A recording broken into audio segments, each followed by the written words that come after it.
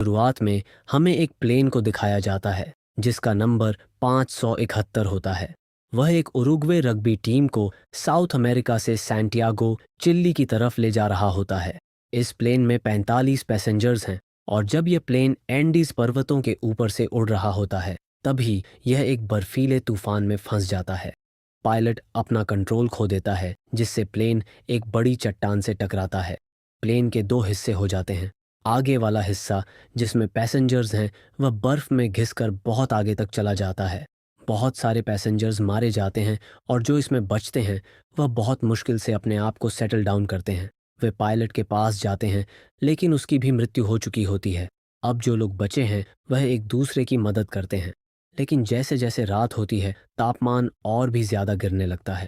ठंड इतनी ज़्यादा होती है कि वे इसे बर्दाश्त नहीं कर पाते। प्लेन का वह हिस्सा जो अब भी खुला हुआ है वहाँ से बर्फीली हवाएं अंदर आती हैं। कुछ लोग बहुत डरे हुए होते हैं क्योंकि उन्हें लगता है कि अब वे बच नहीं पाएंगे। बाकी लोग उन्हें समझाते हैं और इसके बाद ये प्लेन के खुले हिस्से को सामान और मृत शरीरों से बंद कर देते हैं। अगली सुबह जब उनकी नींद खुलती है तो वे देखते हैं कि तूफान थम चुका है लेकिन अब कुछ और लोग मारे जा चुके हैं। वे सब बाहर आते हैं। बाहर अब इतनी ठंड नहीं है क्योंकि धूप निकल चुकी है, लेकिन उन्हें जल्दी यहाँ से निकलना होगा क्योंकि इस जगह पर वे ज़्यादा समय तक जीवित नहीं रह सकते। उनके पास जो भी खाने का सामान होता है वह सब उसे इकट्ठा करते हैं और खाने के लिए बांटते हैं। उन्हें पता है कि अब तक सरकार को यह पता चल चुका होगा कि उनका प्लेन क्रैश हो चुका है और जल्दी उनके लिए मदद आएगी, इसलिए सब यहाँ मदद का इंतज़ार कर रहे होते हैं। जहाँ उनका प्लेन क्रैश हुआ है वह एक वैली होती है। चारों तरफ चट्टानें हैं जिससे यहाँ से निकलना आसान नहीं होता। तभी उन्हें आसमान में एक प्लेन दिखता है जिसे देखकर वे बहुत खुश हो जाते हैं क्योंकि यह उन्हें ढूंढने आया है। लेकिन वह प्लेन इतनी दूर से उड़ रहा होता है कि इसे वे नहीं देख सकते। सब चिल्लाते हैं लेकिन प्लेन उनके सामने से चला जाता है। अब उन्हें यहीं किसी तरह से जीवित रहना होगा। 3 दिन गुजर जाते हैं। उसके बाद एक लड़के जिसका नाम नंडो है उसे होश आता है। होश आते ही वह अपनी बहन के पास जाता है जिसकी हालत बहुत ख़राब होती है। उसे अपनी बहन से पता चलता है कि उसके माता पिता की मृत्यु हो चुकी है, जिससे वह टूट जाता है। उन्हें पीने के लिए पानी चाहिए, इसलिए वे बर्फ़ को पिघलाते हैं। साथ ही वे बहुत बड़ा एक्स का साइन बनाते हैं ताकि ऊपर से गुजरने वाला कोई प्लेन इसे देखकर जान सके कि बचे हुए सर्वाइवर यहाँ हैं। अगले दिन एक और प्लेन उन्हें ढूंढने आता है जो बहुत दूर होता है। इसे देखकर वे बहुत खुश होते हैं क्योंकि उन्होंने अपने बैग से एक्स का निशान बना दिया है। उन्हें लगता है कि प्लेन एक्स का निशान देख लेगा। साथ ही उनके पास जो मिरर होता है उससे वे सूरज की रोशनी को रिफ्लेक्ट करते हैं ताकि उसका रिफ्लेक्शन प्लेन तक पहुंचे और पायलट को पता चल जाए कि वे यहाँ हैं। लेकिन इसका कोई फायदा नहीं होता। प्लेन एक बार फिर वहां से चला जाता है। वे समझ जाते हैं कि गवर्नमेंट को उनकी लोकेशन का पता ही नहीं है अब, और पायलट को पता चल जाए कि वे यहाँ हैं। लेकिन इसका कोई फायदा नहीं होता। प्लेन एक बार फिर वहां से चला जाता है। वे समझ जाते हैं कि गवर्नमेंट को उनकी लोकेशन का पता ही नहीं है। अब वे तय करते हैं कि प्लेन का दूसरा हिस्सा जो चट्टान में टकराने की वजह से टूट गया था वहां तक पहुंचेंगे क्योंकि उसमें बैटरी है। अगर वे बैटरियों को यहाँ ला लें तो संभव है कि रेडियो के जरिए किसी से संपर्क कर सकें। अब कुछ लोग ऊपर की तरफ जाते हैं ताकि बैटरियों को लाया जा सके। लेकिन जब भी वे ऊपर जाते हैं उन्हें पता चलता है कि जिस जगह उनका प्लेन है वह बहुत गहराई में है और इसलिए रेस्क्यू टीम उन्हें नहीं देख सकती। जब वे ऊपर जाते हैं तो बर्फ खिसकने लगती है, इसलिए सबको वापस लौटना पड़ता है। इसी तरह से 7 दिन बीत जाते हैं। 7 दिन बीत जाते हैं। धीरे धीरे उनका खाना भी खत्म हो चुका होता है। न तो यहाँ पेड़ पौधे हैं न ही कोई जानवर, इसीलिए अब उन्हें खाने के लिए कुछ इंतज़ाम करना होगा। वे पत्थरों पर जमा मॉस को खाने की कोशिश करते हैं लेकिन वह इतना बेस्वाद होता है कि वे उसे नहीं खा पाते। एक दिन फर्नांडो कहता है कि अगर मुझे अपने आप को बचाने के लिए अपने मृत साथियों को भी खाना पड़े तो मैं वह भी करूँगा।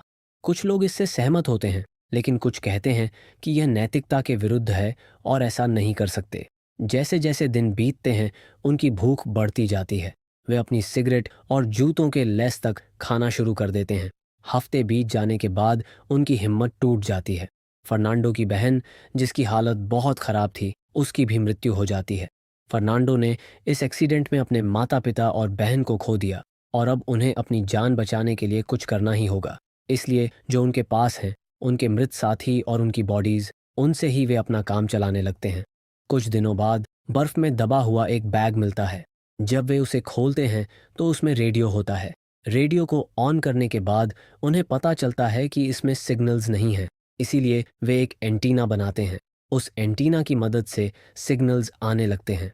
वे रेडियो में न्यूज़ सुनते हैं और पता चलता है कि गवर्नमेंट ने उन्हें ढूंढने के लिए 60 से ज़्यादा बार रेस्क्यू टीम भेजी थी, लेकिन कोई इन्हें ढूंढ नहीं पाया। इसीलिए गवर्नमेंट ने अब इन्हें ढूंढना बंद कर दिया, क्योंकि उन्हें लगता है कि उस प्लेन क्रैश में कोई नहीं बचा था। ये सुनकर ये सब के सब हताश हो जाते हैं, क्योंकि अब अगर इन्हें अपनी जान बचानी है तो इन्हें खुद ही यहाँ से निकलना होगा। इन्हें ढूंढने के लिए अब यहाँ पर कोई नहीं आने वाला।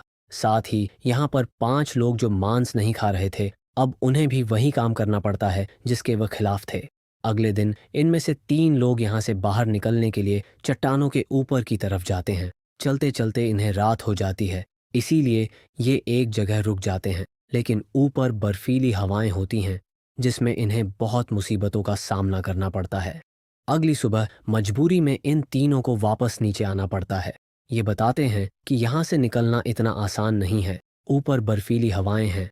अब रात को ये सब के सब जब प्लेन के अंदर होते हैं, तभी इनके प्लेन के अंदर बहुत सारी बर्फ आ जाती है। बहुत सारे लोग प्लेन के अंदर बर्फ में दब जाते हैं। ये अपने साथियों को निकाल अंदर बर्फ में एक लेडी की मृत्यु हो जाती है। अब इससे पहले कि अपने आप को संभाल पाते, तभी इन्हें अजीब सी आवाज़ें आती हैं। ये समझ जाते हैं कि बर्फ का तूफान इन तक पहुंच चुका है, और तभी बर्फ का तूफान इन्हें अपनी चपेट में ले लेता है। यह तूफान इतना खतरनाक होता है कि इसमें कुछ और लोगों की मृत्यु हो जाती है।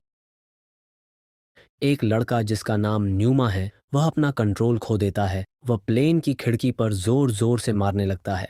ये सब के सब, यानी कि इनका पूरा का पूरा प्लेन अब बर्फ के नीचे दफन हो चुका है। न्यूमा की लगातार कोशिश की वजह से कांच का एक टुकड़ा उसके पैर के अंदर चला जाता है, लेकिन वह हिम्मत नहीं हारता। वह लगातार कोशिश करता ही चला जाता है, और कई घंटों की मेहनत के बाद वह बर्फ की सतह तक पहुंच जाता है, जिसके बाद अंदर जितने भी लोग होते हैं जो बच गए हैं, वह सब के सब बाहर आ जाते हैं। न्यूमा देखता है कि उसका पैर जहां से कांच से कटा था, अब वह पूरी तरह से जम चुका है। उसे वहां पर कोई दर्द नहीं हो रहा होता। अभी सब के सब प्लेन के चारों तरफ की बर्फ को हटाकर उसे बाहर निकालते हैं। इनके एक साथी की हालत बहुत ज़्यादा ख़राब हो जाती है। हालांकि ये उसे बचाने की कोशिश करते हैं, उसे सीपीआर देते हैं, लेकिन उसका कोई फ़ायदा नहीं होता और उसकी मृत्यु हो जाती है। उसकी जेब में एक लेटर भी होता है जो उसने अपने पेरेंट्स के लिए लिखा था। ये उस लेटर को अपने पास रख लेते हैं। इन्हें पता है कि अगर इन्हें अपनी जान बचानी है तो इन्हें निकलने के लिए एक बार फिर से यहाँ से कोशिश करनी होगी। इसीलिए 36 दिन बीत जाने के बाद न्यूमा अपने कुछ साथियों के साथ यहाँ से ऊपर की तरफ बढ़ चलता है। लेकिन कुछ ही दूर जाने के बाद न्यूमा गिर जाता है, और जब उसके साथी उसके पैर के जख्म को देखते हैं तो उसकी हालत बहुत ज़्यादा ख़राब होती है। वह तय करते हैं कि वह न्यूमा को नीचे ले जाएंगे। न्यूमा कहता है कि तुम आगे बढ़ जाओ, मैं अपने आप ही वापस चला जाऊंगा। अब न्यूमा के साथ ही आगे बढ़ जाते हैं। कई घंटों का सफ़र तय करने के बाद यह उस जगह पहुंच जाते हैं जहां पर प्लेन का पिछला हिस्सा है, जो चट्टान में टकराने की वजह से टूट गया था। उसे देखकर ये बहुत खुश हो जाते हैं। ये अपने बाकी साथियों को भी ऊपर बुला लेते हैं, और अब ये देखते हैं कि प्लेन के उस हिस्से में बहुत सारे कपड़े, साथ ही खाने का सामान भी है, और वह बैटरीज भी हैं जिनकी इन्हें तलाश थी, ताकि यह रेडियो को ऑन करके गवर्नमेंट को मैसेज भेज सकें। लेकिन जब ये रेडियो को ऑन करने की कोशिश करते हैं तो इसका कोई फायदा नहीं होता, क्योंकि रेडियो खराब है। अब न्यूमा की हालत बहुत ज़्यादा खराब हो जाती है। इसीलिए वह खाना बंद कर देता है, क्योंकि उसे पता है कि अब वह शायद नहीं बचेगा, और वह खाना खाकर उसे वेस्ट नहीं करना चाहता। साथ ही उन्हें प्लेन के पिछले हिस्से में एक बहुत बड़ा वाटरप्रूफ कपड़ा मिलता है, जिससे वे अपने लिए एक स्लीपिंग बैग बनाते हैं। यहाँ पर वे अपने छोटे रेडियो में, जो उन्हें पहले मिला था, न्यूज़ सुनते हैं कि एयरफोर्स एक बार फिर से उनके लिए रेस्क्यू टीम भेज रही है, और ये आखिरी बार होगा जब उन्हें कोई ढूंढने के लिए आएगा। उन्हें यहाँ पर 58 दिन हो चुके हैं। लोन ईएमआई उन्हें कोई ढूंढने के लिए आएगा। उन्हें यहाँ पर 58 दिन हो चुके हैं। न्यूमा, जिसकी हालत बहुत ख़राब है, अपनी ज़िंदगी की आखिरी सांसें ले रहा होता है।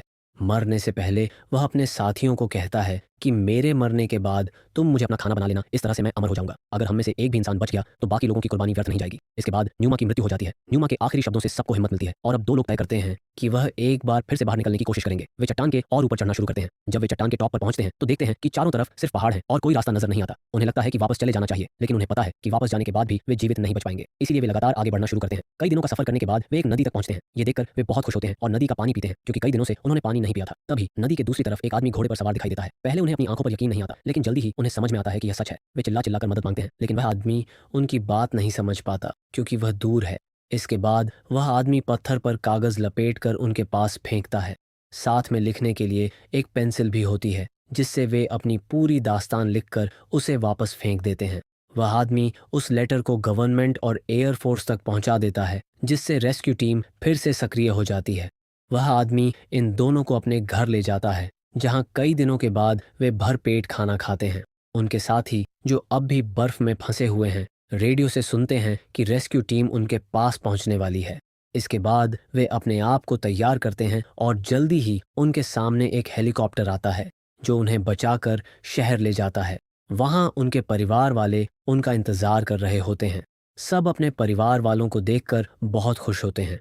इसके बाद सभी को हॉस्पिटल ले जाया जाता है। हालांकि वे अपने घर जा सकते हैं, लेकिन वे तय करते हैं कि एक और रात वे एक दूसरे के साथ बिताएंगे। इस तरह से अपनी जिंदगी के सबसे बुरे वक्त में सबसे सही फैसले लेने की वजह से 45 लोगों में से 16 लोग बच जाते हैं। और यहीं पर यह कहानी खत्म